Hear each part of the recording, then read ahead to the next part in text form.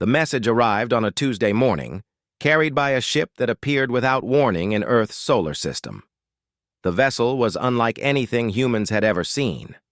It was massive, stretching over 3 kilometers in length, with a surface that seemed to shift and flow like liquid metal. No human sensors had detected its approach. Admiral Kang Dae-ho was drinking his morning coffee in his office aboard the orbital station Terra Prime when the alerts began screaming.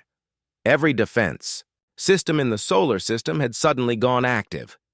Red lights flashed across his command center as officers rushed to their stations. "Sir, we have an unknown contact," reported Captain Lee Tae-wan from the main display screen. His face was tight with worry. "It just appeared near Jupiter. No engine signature, no warning. It's huge." Kang Dae-ho set down his coffee cup and walked to the main viewing screen. The alien ship hung in space like a dark mountain, its surface rippled with patterns that hurt to look at directly. "How long has it been there?" 17 minutes, sir. It's not moving. Not responding to our signals, either." Dr. Park Mina rushed into the command center, her lab coat still on and her hair messy from sleep. As the chief science officer for the Terran Defense Fleet, she had been pulled from her bed when the ship appeared. "Admiral, I've never seen anything like this. The energy readings are off the charts. This technology is centuries ahead of ours." Before Kang Dae-ho could respond, every screen in the command center flickered. The image of the alien ship disappeared, replaced by something that made several officers step backward. The creature on the screen was tall and thin, with skin that looked like wet stone. Its eyes were large and completely black. When it spoke, the voice came through the speakers in perfect human language. "Humans of the planet Earth and your scattered colonies," the alien said. Its mouth didn't move in time with the words. "I speak for the Galactic Dominion Council. We are the 12 species that maintain order in this galaxy. You have been observed." Kang Dae-ho felt his stomach drop. First contact was happening, and it didn't sound friendly. "Your species has spread to 73 star systems in only 200 of your years. You build weapons. You fight among yourselves. You expand without permission. This behavior is dangerous to galactic peace." The alien paused, and the silence in the command center was complete. Every person present understood they were witnessing history. Unfortunately, it wasn't the good kind. The Dominion Council has made a decision. Your species will submit to protective oversight. You will halt all military development immediately. You will stop expanding to new star systems. You will allow our representatives to govern your worlds for your own safety and the safety of others." Captain Lee Tae-wan cursed under his breath. Choi Eunbi, the diplomatic attaché who had just arrived, looked pale. She had spent years preparing for first contact, but never like this. "You have 30 of your Earth days to comply," the alien continued. "If you refuse, we will take corrective measures. Your species is young and violent. You do not understand the consequences of your actions. We do. This message is being sent to all your colonies simultaneously. The decision belongs to your entire species." The screen went black. The alien ship remained visible in the distance, waiting. The command center erupted in voices. Officers were shouting questions and updates. The communication systems were overloaded with calls from Earth, from the Mars colonies, from the outer settlements.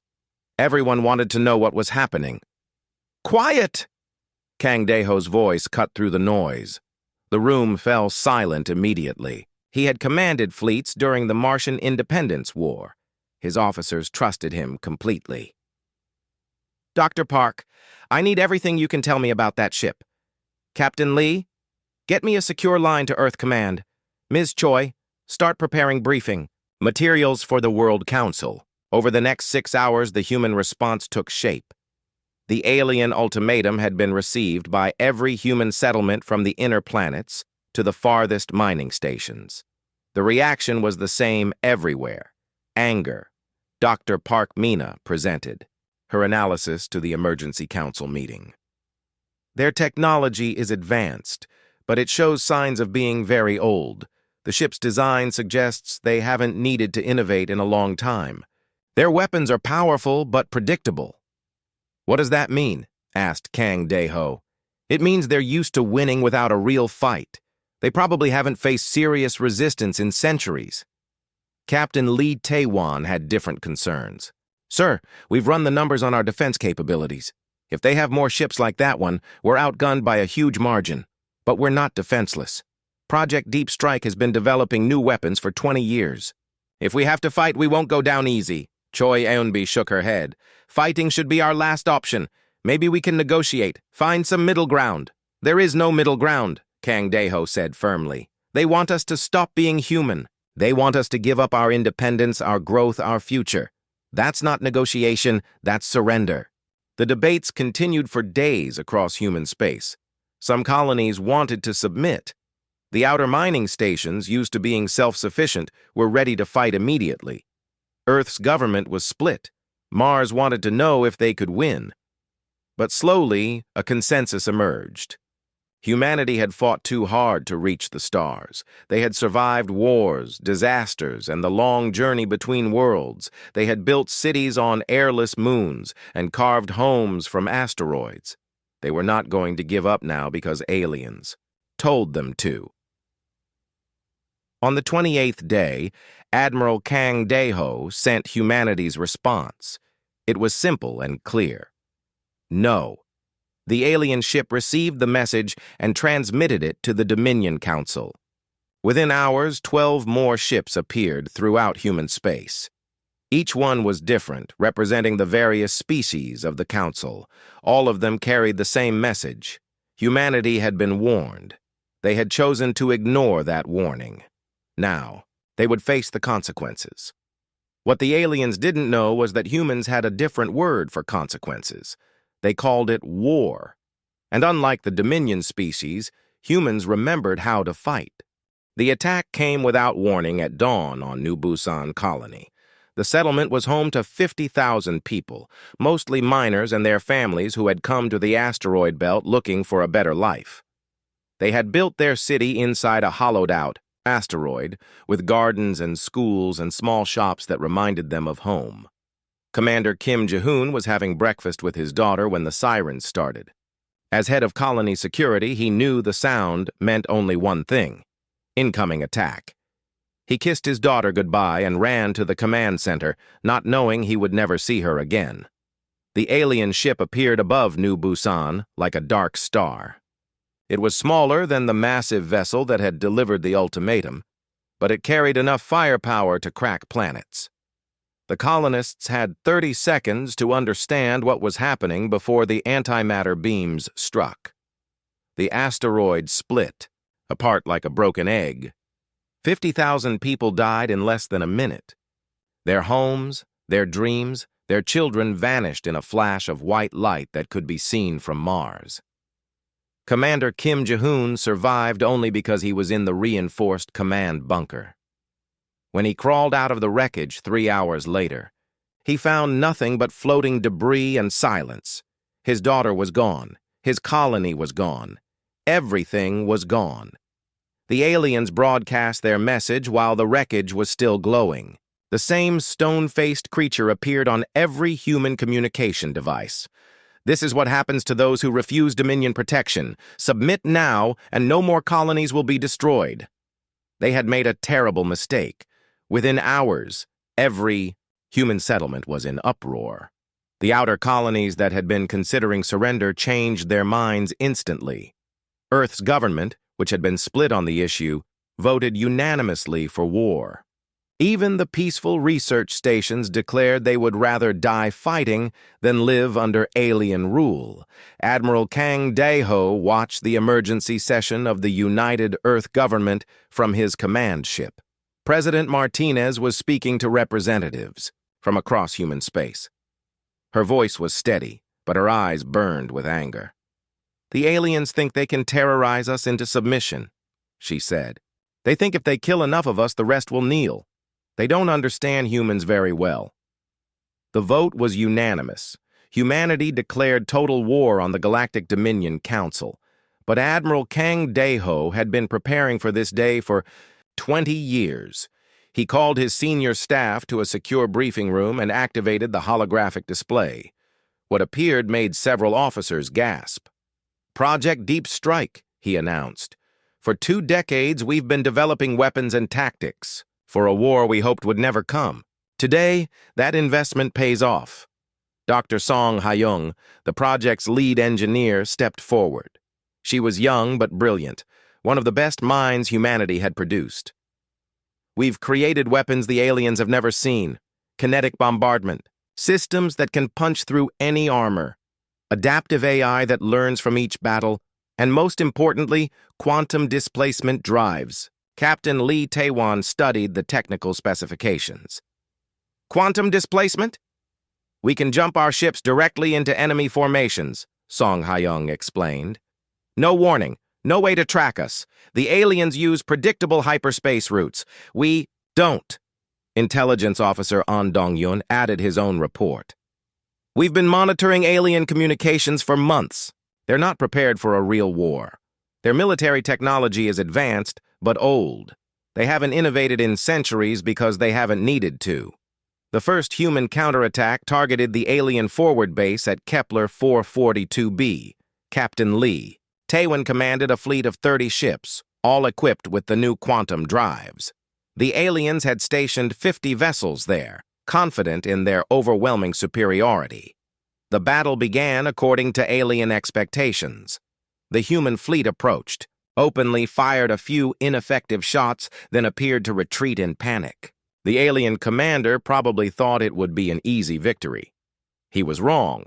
When the human ships vanished from sensors, the aliens assumed they had fled to hyperspace. Instead, Captain Lee Tae-won had jumped his entire fleet directly into the center of the alien formation. 30 human ships materialized among 50 alien vessels at point-blank range.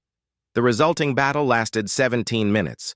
The aliens had never experienced anything like it. Human ships appeared and disappeared like ghosts, striking from impossible angles. Their weapons punched through alien shields that had never been breached. Their tactics made no sense according to traditional space warfare. When the shooting stopped, 37 alien ships were destroyed or crippled. The humans lost 11 vessels, but they had won their first victory against impossible odds. More importantly, they had captured 3 alien ships intact. Dr. Park Mina led the team that examined the captured vessels.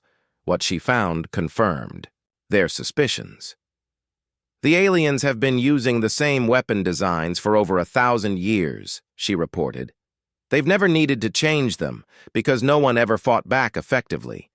Meanwhile, Commander Kim Ji-hoon arrived at Terra Prime with a request. He wanted to join the fleet to fight the aliens who had murdered his colony. Admiral Kang Dae-ho looked at the man who had lost everything and saw something the aliens would never understand. "What do you bring to this war, Commander?" he asked. Kim Ji-hoon's answer was simple. "I bring hate, sir. Pure, focused hate. And I know how to use it." Across human space, the war machine was awakening. Factories that had built, civilian ships began producing warships. Mining operations started extracting materials for weapons. Agricultural worlds trained their farmers to be soldiers. The aliens had expected humanity to break after the first attack. Instead, they had united every human faction against a common enemy. The corporate states, the independent colonies, the Outer Rim prospectors, all of them put aside their differences to fight. Song Ha-young worked around the clock to mass-produce the new weapons. "We can build ships faster than they can," she told Admiral Kang Dae-ho. "Human industry is designed for rapid adaptation. Theirs isn't." The war had begun, and humanity was discovering something about themselves. They were very, very good at it.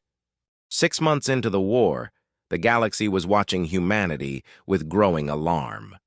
What the Dominion Council had expected to be a quick police action had become something else entirely. The humans weren't just fighting back, they were getting better at it every day. Yoon Min-jae had been a factory supervisor on Mars before the war started. He managed a plant that built cargo haulers for the mining companies. Now he stood in the same factory, but everything had changed. Instead of civilian ships, his workers were building warships. Instead of 8 ships per month, they were producing 30. "How is this possible?" asked the Dominion observer who had come to inspect human industrial capacity. The alien was tall and thin with blue-gray skin. It had expected to find humans struggling to build weapons with primitive tools. Yoon Min-jae smiled. "We don't build ships the way you do. You make each one perfect, like a work of art. We make them good enough, but we make a lot of them very fast." The alien watched human workers swarming over half-finished warships. They worked in shifts around the clock. When one team got tired, another team took over. The factory never stopped. "This is inefficient. These ships will not last as long as ours." "They don't need to," Yoon Min-jae replied. "They just need to last long enough to win."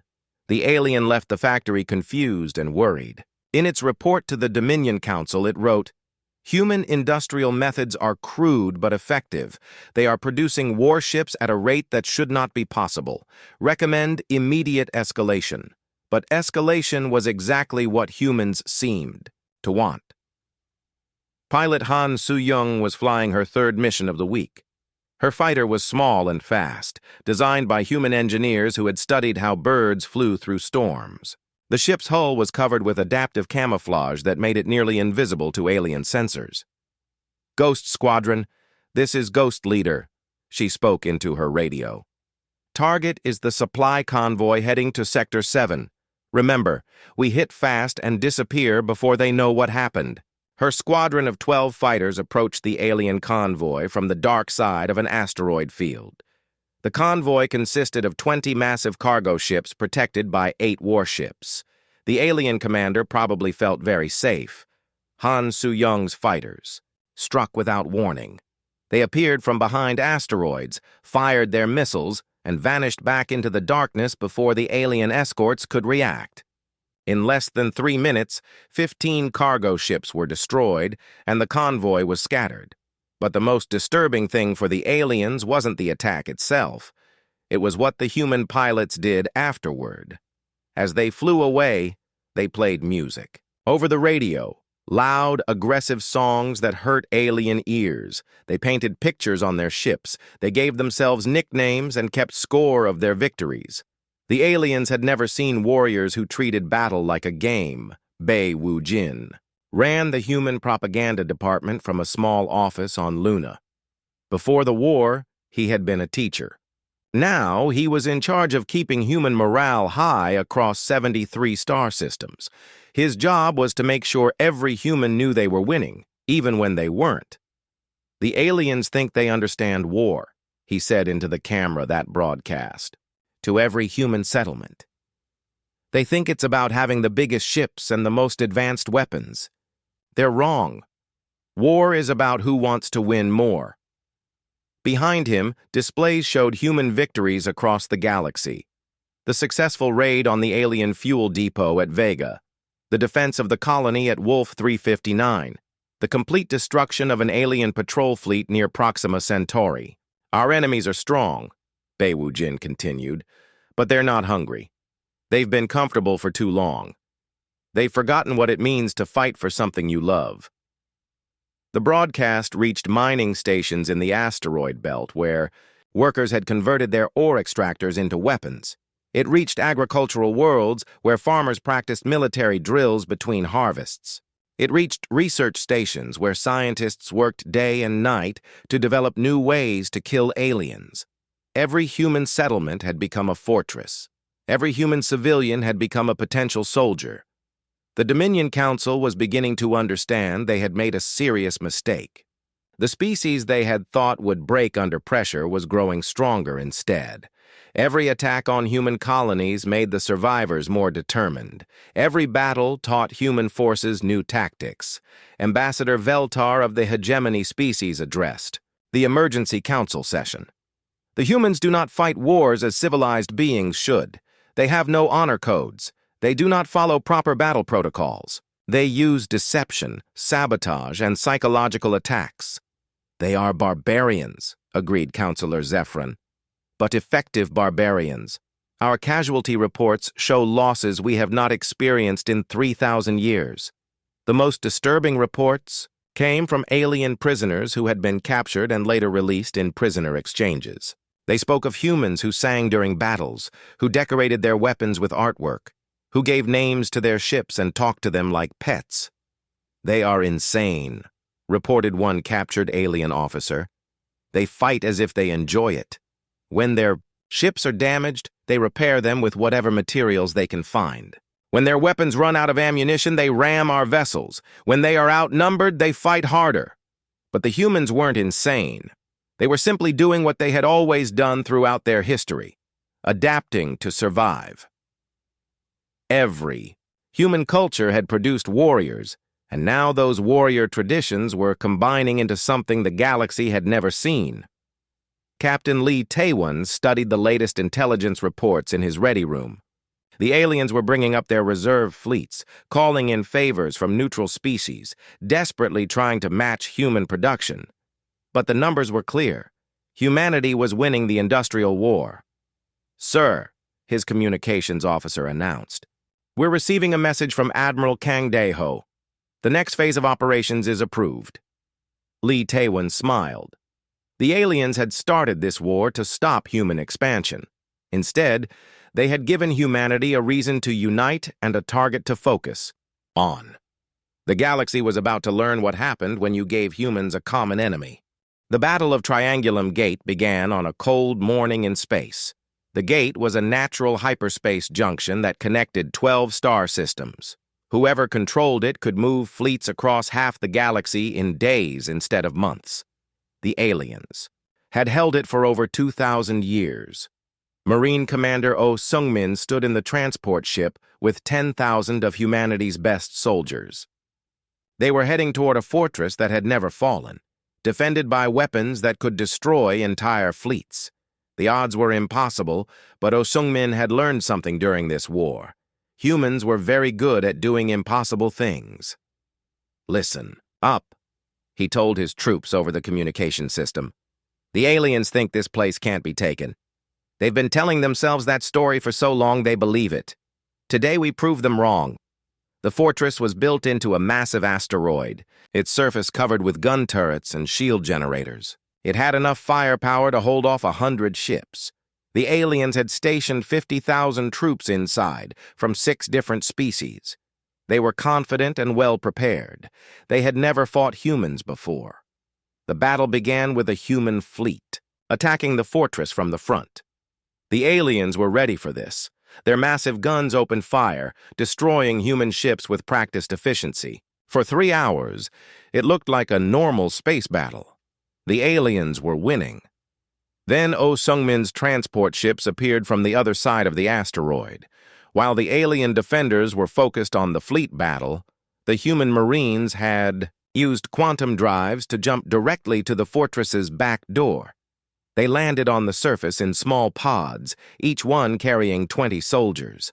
The fighting inside the fortress was brutal. The corridors were narrow and dark, perfect for the kind of close combat humans excelled at.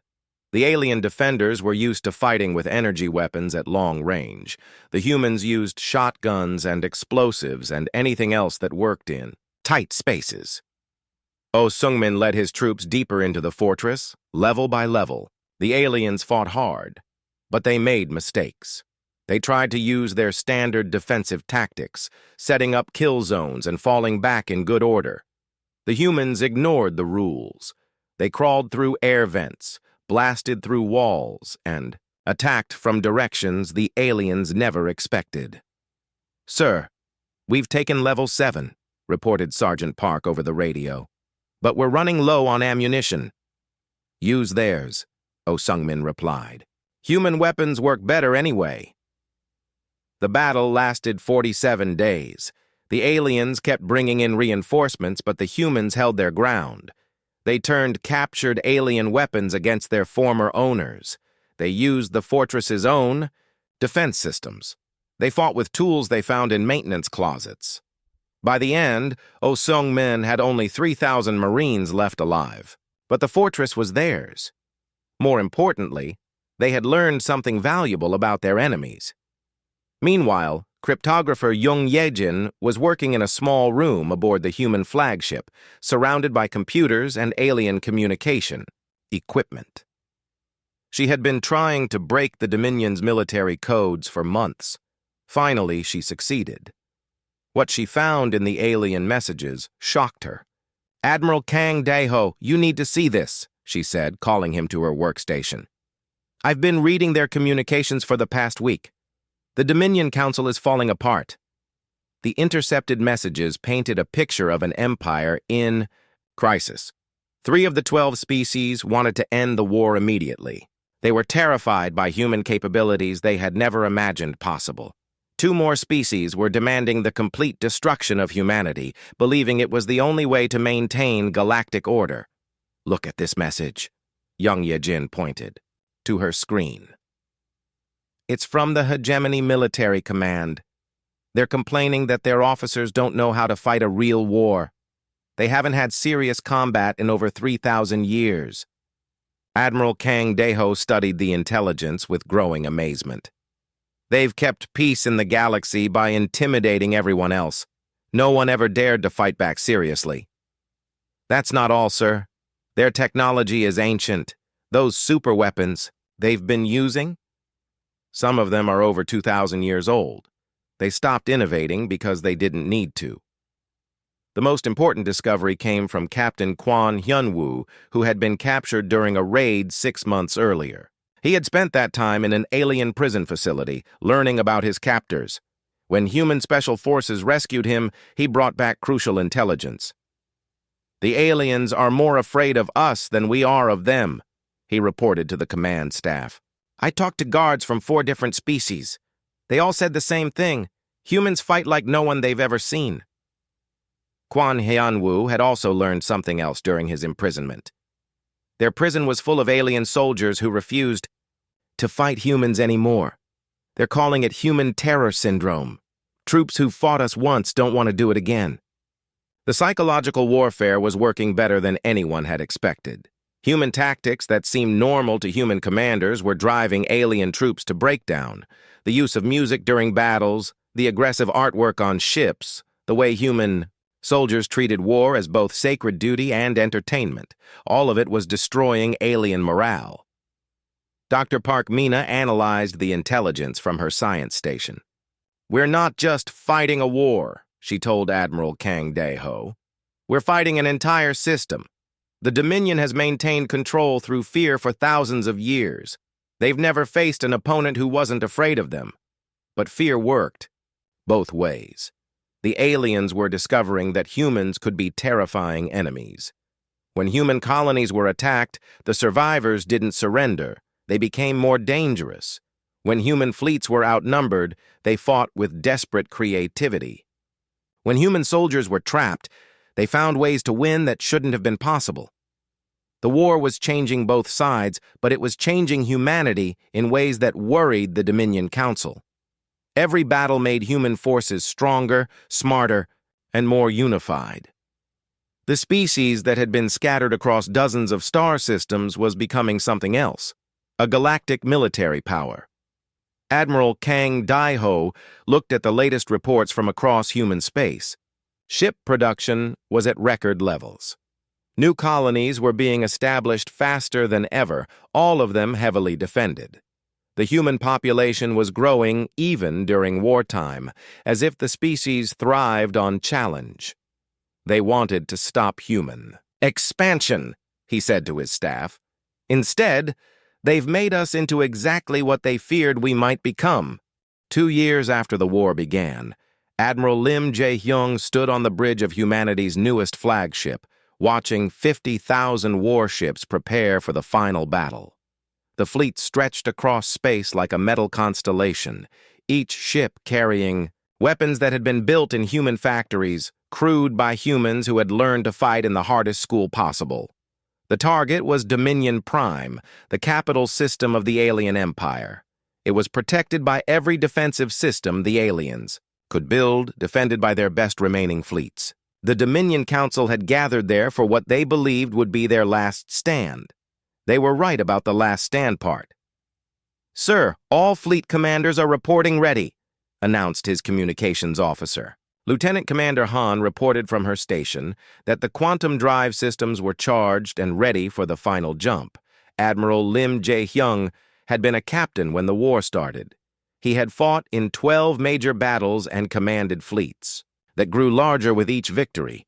Now he led the greatest military force in galactic history, and he was about to use it to end a war that should never have started. "Send the message to all ships," he ordered. "Today we finish what they started." The human fleet didn't attack Dominion Prime the way the aliens expected. Instead of approaching through normal hyperspace routes, they used their quantum drives to appear directly in the heart of the alien capital system. 50,000 human warships materialized among the alien home fleet, like ghosts becoming solid. The battle lasted only 6 hours, but it changed galactic history forever. The aliens had prepared for a traditional space battle with formations and tactics that had worked for thousands of years. The humans ignored all of that. They fought like humans always fought, by doing whatever worked, using every advantage they could find, and never giving up. Human ships appeared and disappeared around alien formations, striking from impossible angles. They used the system's own asteroids as weapons, pushing them into alien battle lines with gravity manipulators. They hacked alien communication systems and filled them with human music that drove alien crews to distraction. But the most shocking moment came when the human fleet demonstrated something the aliens had never seen before. Admiral Lim Jae-hyung ordered his ships to form a formation that shouldn't have been possible with quantum drives. The entire human fleet surrounded the alien capital planet in a perfect sphere, 50,000 ships all aiming their weapons downward. "This is Admiral Lim Jae-hyung of the human fleet," he broadcast on all frequencies. "We can destroy your planet right now if we choose to. But we're not here to commit genocide. We're here to end a war." The silence that followed lasted for 17 minutes. Then the Dominion Council transmitted their surrender. The peace negotiations took place on a neutral space station. Negotiator Seo Minji led the human delegation, facing representatives from all 12 alien species. She was young for such an important job, but she had studied alien psychology during the war and understood their weaknesses. "The terms are simple," she announced to the assembled alien diplomats. "The war ends now. All alien fleets withdraw from human space immediately. The Dominion Council recognizes human sovereignty over our current territory and any future colonies we establish." The alien representatives looked uncomfortable. Ambassador Veltar of the Hegemony spoke for the group. "These terms are harsh. You are demanding that we abandon our protective role in the galaxy." Seo Minji smiled coldly. "You lost that role when you started this war. The galaxy doesn't need your protection anymore. It has ours." The most surprising part of the negotiations was how many alien species wanted to join human space rather than return to Dominion control. The Kepler Mining Guild, which had been forced to serve the Dominion for centuries, requested human protection. 3 agricultural species asked to become human allies. Even some military units from the former Dominion fleet wanted to serve under human command. "Why?" Seo Minji asked one of the alien admirals who had requested asylum. "Because you treat your allies as equals," the alien replied. "The Dominion treated us as subjects. You offer partnership." 5 years after the war ended, war historian Ryu Sang-hoon was writing the final volume of his complete record of the conflict.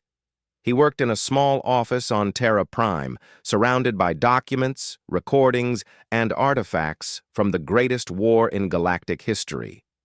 The numbers were staggering.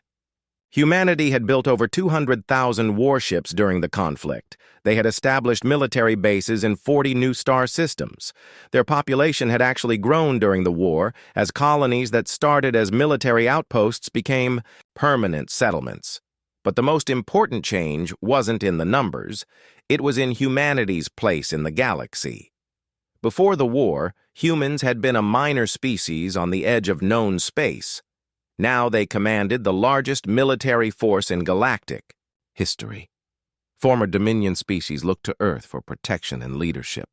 Trade routes that had been controlled by alien corporations for millennia now flew under human escort. The galaxy had a new superpower, and it was run by the species the aliens had tried to suppress. Ryu Sang-hoon finished his final chapter with a simple observation. The Dominion Council started this war to prevent human dominance of the galaxy. Their actions created exactly what they feared most. Admiral Kang Dae-ho, now Supreme Commander of Galactic Defense, stood in his office reading reports from the frontier. New alien species were making contact with humanity every month, seeking trade agreements and defense treaties. The galaxy was bigger than anyone had imagined, and humanity was still growing. But there were disturbing reports from the very edge of known space. Long-range scouts had detected ships that belonged to no known species. They were larger than anything the Dominion had ever built, and they were heading toward the galaxy's center. Kang Dae-ho studied the intelligence reports with growing concern. Another threat was coming, something that would make the Dominion War look small. But this time, humanity wouldn't face it alone. They had allies now, species that had learned to trust human leadership. The war that was supposed to stop human expansion had instead made humanity the galaxy's protector. When the next threat arrived, it would find not just humans waiting for it, but a united galaxy that had learned to fight under human command. They had been warned not to challenge humanity. They had ignored that warning and paid the price. The galaxy would never be the same.